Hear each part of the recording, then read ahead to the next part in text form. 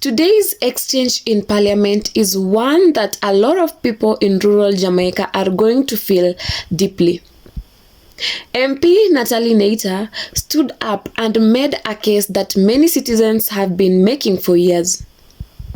That rural communities are being left behind when it comes to road maintenance and basic influence. And in response, Prime Minister Andrew Holness gave what I would call a very detailed, technical explanation of why the government is stretched thin right now. Of North Central St. Catherine and East Central St. Andrew could possibly get the same funding for bushing when this amount by NWA rates and standard would only do about 3 of my main thoroughfare. I'm not picking on you, my colleagues as well. Why would I get up in North Central St. Catherine, where the vegetation is so overgrown? I don't know how I could be compared to East Kingston and Port Royal. So I'm not picking on you. I am batting for rural constituencies at this time.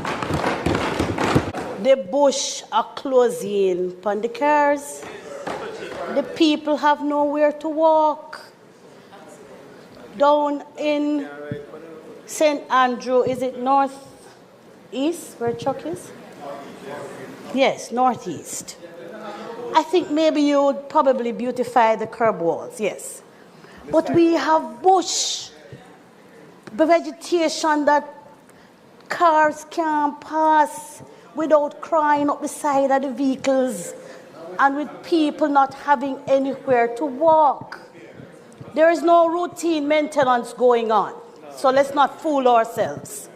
The bushing only takes place once per year, and when that happens, it is at a place where it is not manageable. We have to be using equipment to first clear the sides of the road before we can even send men out there to attempt to bush.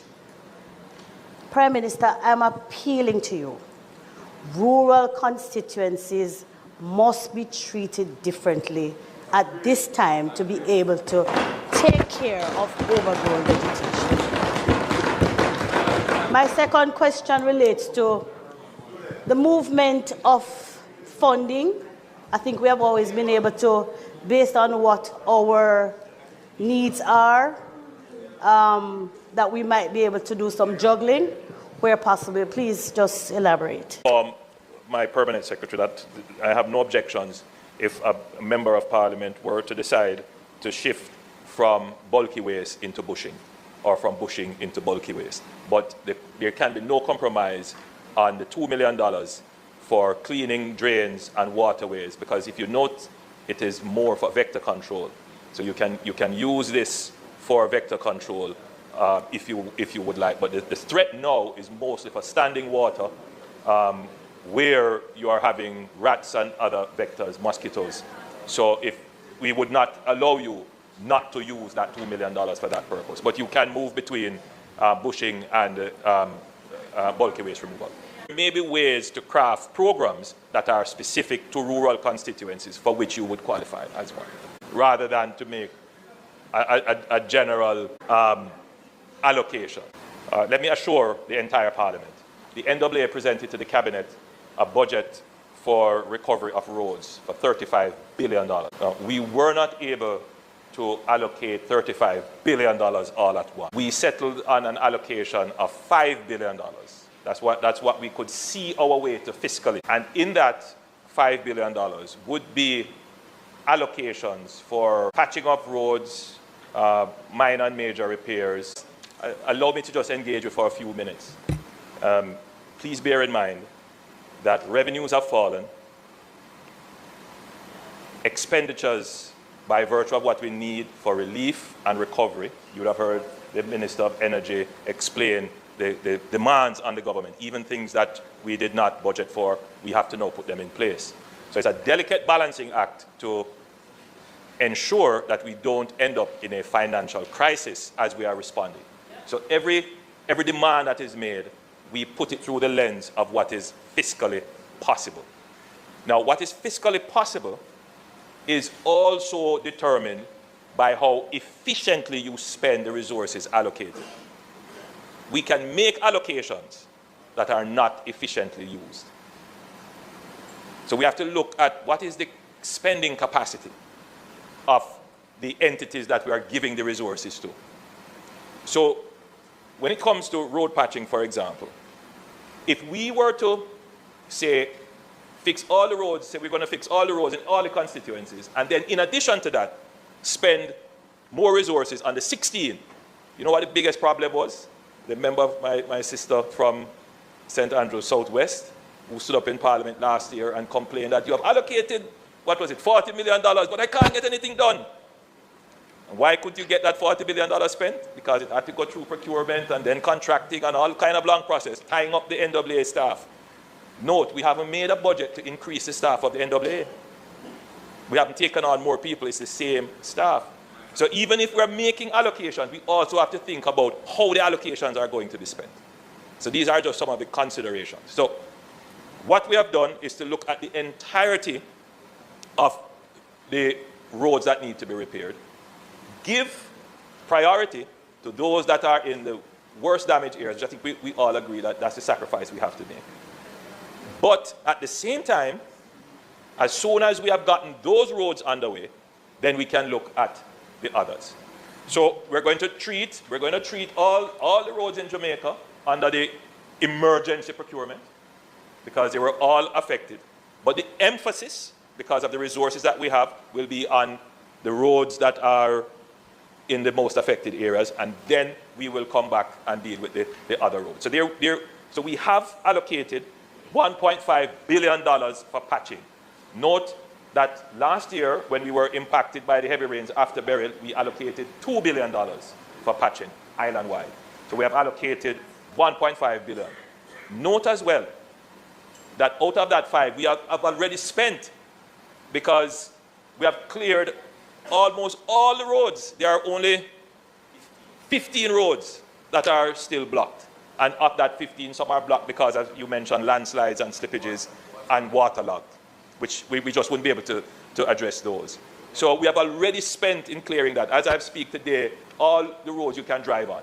There might still be some bush on the side of the road, but that's what the National Cleanup Program is designed to do. And that's why we'll work in coordination with the NWA and the JPS and NWC to make sure that we're not interfering with the civil works and the road furniture and the critical works that are along those roads. And that's the coordination of the National Cleanup Program. The overall coordination of the National Cleanup Program is the NSWA. Yeah.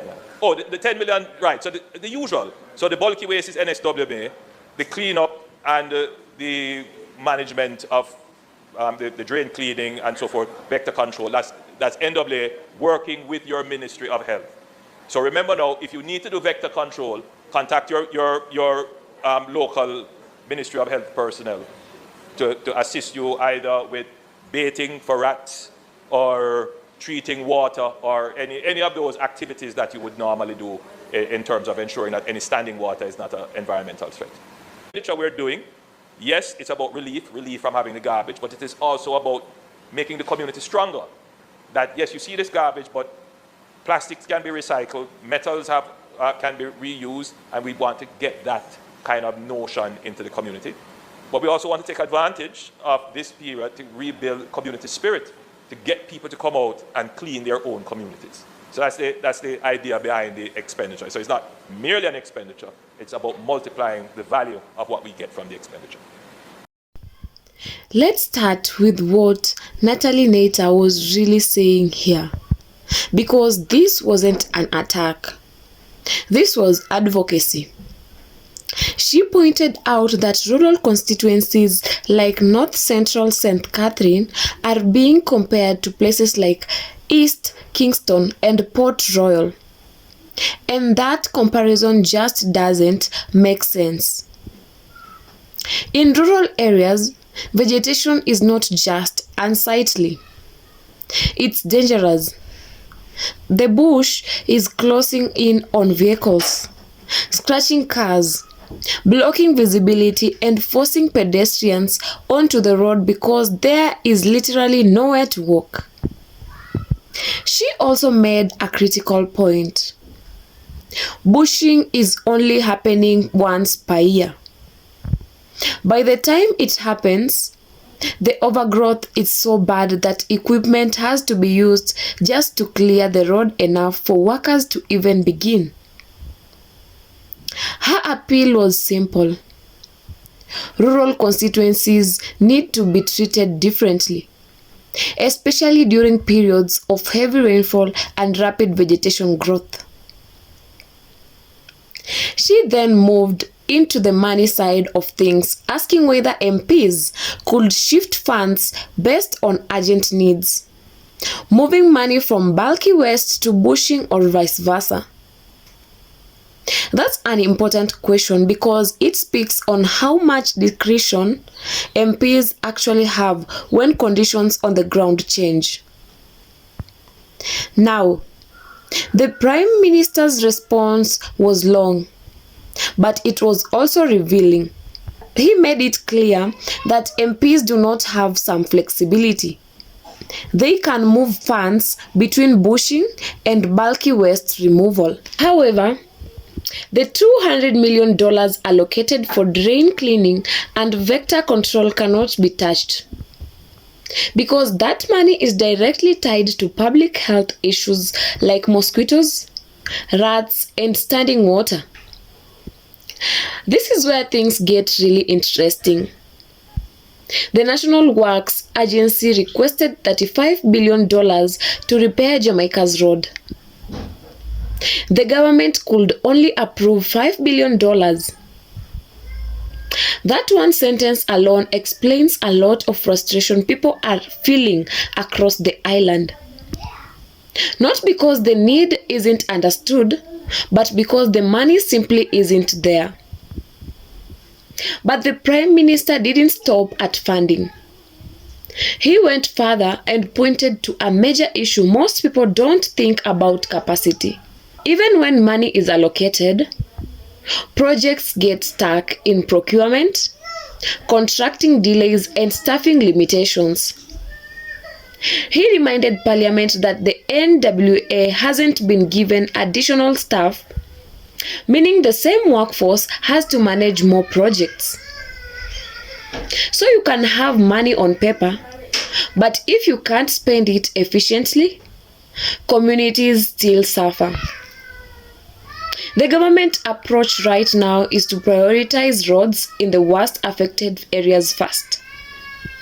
That makes sense from a disaster response perspective, but it also means some communities will continue to feel ignored. And that's the tension we are seeing here: fairness versus urgency. The Prime Minister also spoke about the National Cleanup Program, coordinating efforts between the NWA, NCWMA, GPS, and NWC. It's not just about cleaning roads. It's about doing it without damaging infrastructure or interfering with critical utilities. It's also a push to involve communities, encouraging recycling, cleanups, and shared responsibility. Here is my honest takeaway. Natalie Neita is absolutely right to fight for rural Jamaica. Overgrown roads and unsafe walkways are not minor issues. They affect safety, livelihoods, and dignity. At the same time, Andrew Holness is laying bare a hard truth.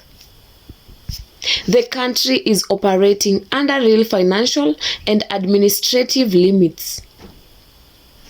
Both things can be true at the same time. So here's the question I want to leave with you. Should rural constituency receive special emergency treatment when it comes to road maintenance and bushing? Even if it means shifting resources from urban areas?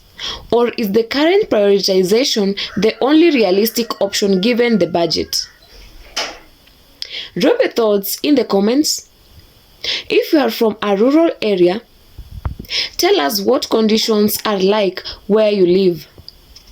Like the video, subscribe to the channel, and share this with someone who needs to hear this conversation.